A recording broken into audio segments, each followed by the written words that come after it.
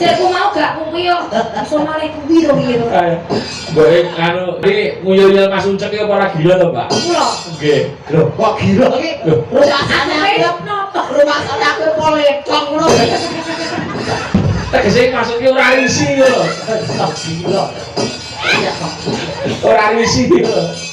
Ora iki malah seneng kok. Malah seneng. Seneng untumu. Lho bojone nek omah lho. Aku takok, aduh, iki bojone anu to, Mbak iki to? Heeh. Ya bae. Kowe ngerti ora? Kae dudu bojoku. Lah sapa? Pembantahku. Weh. Lah iya bojo kok pembantah iki. Yo beda no. Lah pembantah iki sing bantahi kowe iki to. Yo reisa. Yo reisa. Yo sing piye? Bantah ki yo bantu apa-apa kuwi lho. Kuwi pembantu, ora apa pembantah. Pembantah ki nek wedok. Lanang. Pembantah. Dasar. Entok ndas piro. Nek ngono rusak wis. Alah rusak kok tak joli nyawamu. Malah kancawane kancane gak. Tekno nek iki. Iya. Iya. Enggak. Ayo. Nyandi. Bawa. Sebelah sapa? Sing jam sing jauh bawa sapa? Aku.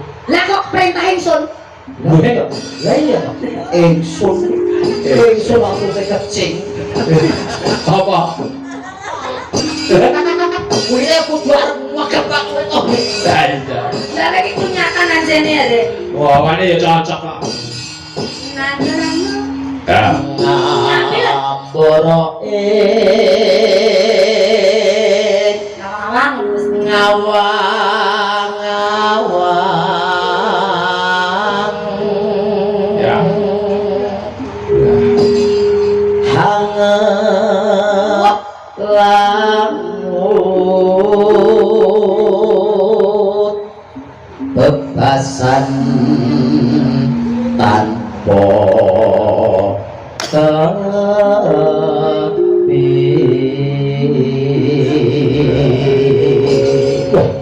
Mbak ya apa pripun? niki nek ngrungokke suarane Mas Uncek iki kok kaduan, wah piyayene mesti gede dulu. Wah.